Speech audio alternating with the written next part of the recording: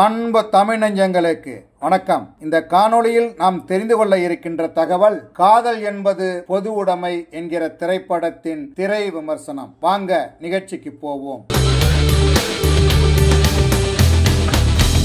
கதாநாயகி லிஜோமோல் ஜோஸ் தனது அம்மா ரோஹிணியிடம் தான் காதலிப்பதாக கூறுகிறார். முற்போக்கு சிந்தனை கொண்ட ரோஹிணி தனது மகளின் காதலுக்கு சம்மதம் தெரிவிப்பதோடு காதலனை வீட்டுக்கு அழைத்து வா என்று அக்கறையாக கூறுகிறார். அம்மாவின் விருப்பப்படி லிஜோமோல் ஜோஸ் தனது காதல் துணையை அழைத்து வருகிறார். அவரை பார்த்ததும் அம்மா ரோஹிணி அதிர்ச்சியில் உறைந்து போகிறார். காரணம், லிஜோமோல் ஜோஸ் காதலிப்பது ஒரு ஆண் அல்ல, அவரை போன்ற ஒரு பெண். செய்திகளில் படித்து சமூக வலைதள பக்கங்கள் மூலம் அதை பற்றி விவாதித்து அல்லது கருத்து தெரிவித்து வந்த ஒரு விஷயம் நம் வீட்டுக்குள் நடக்கும்போது முற்போக்கு சிந்தனை கொண்டவராக இருந்தாலும் ஒரு தாயாக ரோஹிணி அதை எப்படி எதிர்கொள்கிறார்? லிஜோமோல் ஜோஸ் தனக்கு ஏற்பட்டிருக்கும் தன் பாலின சேர்க்கை உணர்வை தனது தாய்க்கும் இந்த சமூகத்திற்கும் எப்படி புரிய வைக்கிறார் என்பதை தன் பாலின சேர்க்கை மீதான சமூகத்தின் பார்வை, கேள்விகள், அதற்கு அவர்களின் உணர்வுபூர்வமான விளக்கங்கள் மற்றும் விவாதங்கள் மூலம் சொல்வதே காதல் என்பது பொது உடைமை.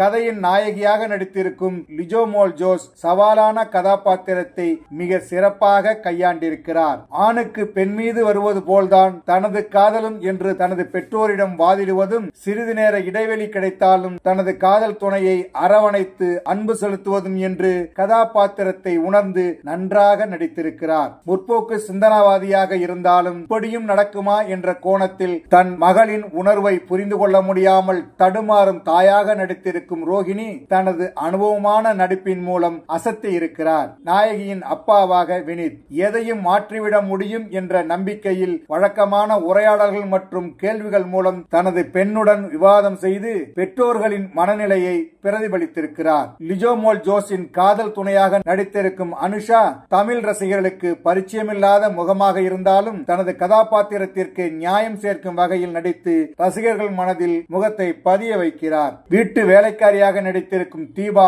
தனது வெகுளித்தனமான நடிப்பின் மூலம் தன் பாலின சேர்க்கை மீதான வெகுஜன மக்களின் பார்வை மற்றும் சந்தேகங்களை முன்வைத்திருக்கிறார். லிஜோமோல் ஜோஸை காதலித்து பிறகு அவரை பற்றி தெரிந்து கொண்டு அவருக்கு நெருங்கிய தோழனாக பயணிக்கும் கலேஷ் தன் பாலின சேர்க்கையாளர்களை இந்த சமூகம் புரிந்து கொண்டு அவர்களையும் சக மனிதர்களாக பார்க்க வேண்டும் என்பதை அழுத்தமாக பதிவு செய்யும் பாத்திரத்தில் பக்குவமாக நடித்திருக்கிறார்.